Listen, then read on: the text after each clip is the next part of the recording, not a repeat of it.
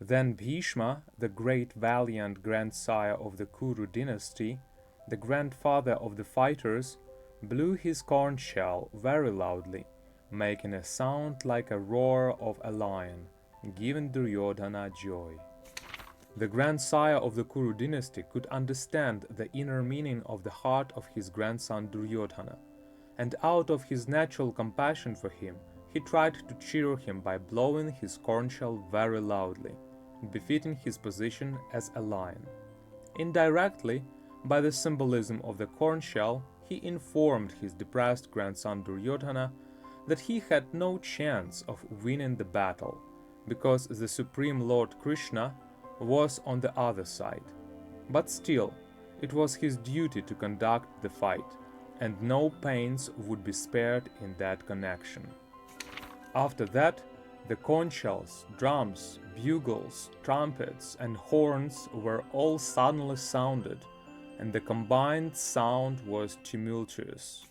On the other side, both Lord Krishna and Arjuna, stationed on the great chariot drawn by white horses, sounded their transcendental conch shells. In contrast with the conch shell blown by Bhishma Deva, the conch shells in the hands of Krishna and Arjuna are described as transcendental.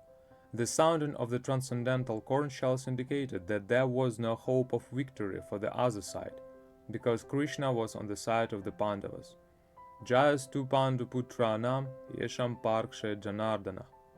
Victory is always with persons like the sons of Pandu, because Lord Krishna is associated with them. And whenever the Lord is present, the goddess of fortune is also there, because the goddess of fortune never lives alone without her husband.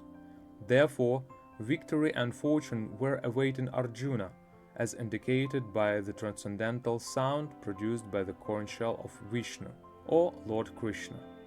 Besides that, the chariot on which both the friends were seated had been donated by Agni, the fire god, to Arjuna, and this indicated that this chariot was capable of conquering all sides wherever it was drawn over the three worlds.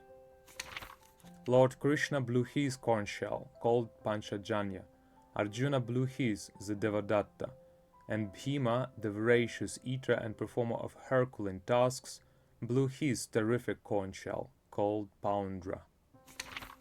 Lord Krishna is referred to as Hrishikesha in this verse, because he is the owner of all senses. The living entities are part and parcel of him, and therefore the senses of the living entities are also part and parcel of his senses. The impersonalists cannot account for the senses of the living entities, and therefore they are always anxious to describe all living entities as senseless or impersonal. The Lord, situated in the hearts of all living entities, directs their senses. But he directs in terms of the surrender of the living entity, and in the case of a pure devotee, he directly controls the senses. Here, on the battlefield of Kurukshetra, the Lord directly controls the transcendental senses of Arjuna, and thus his particular name of Hrishikesha. The Lord has different names according to his different activities. For example, his name is Madhusudana because he killed the demon of the name Madhu.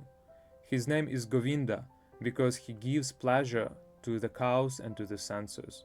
His name is Vasudeva because he appeared as the son of Vasudeva.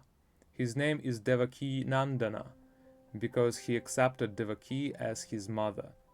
His name is Yashoda Nandana because he awarded his childhood pastimes to Yashoda at Vrindavana.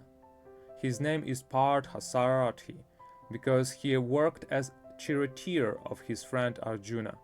Similarly, his name is Hrishikesha because he gave direction to Arjuna on the battlefield of Kurukshetra.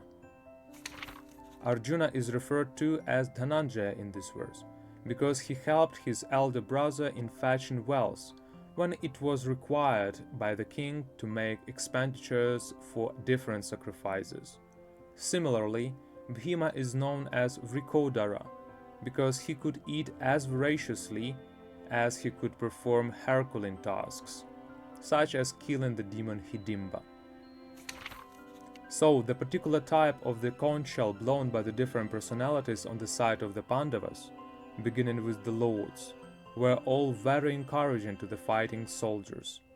On the other side, there were no such credits, nor the presence of the Lord Krishna, the Supreme Director, nor that of the Goddess of Fortune. So, they were predestined to lose the battle, and that was the message announced by the sounds of the conch shells.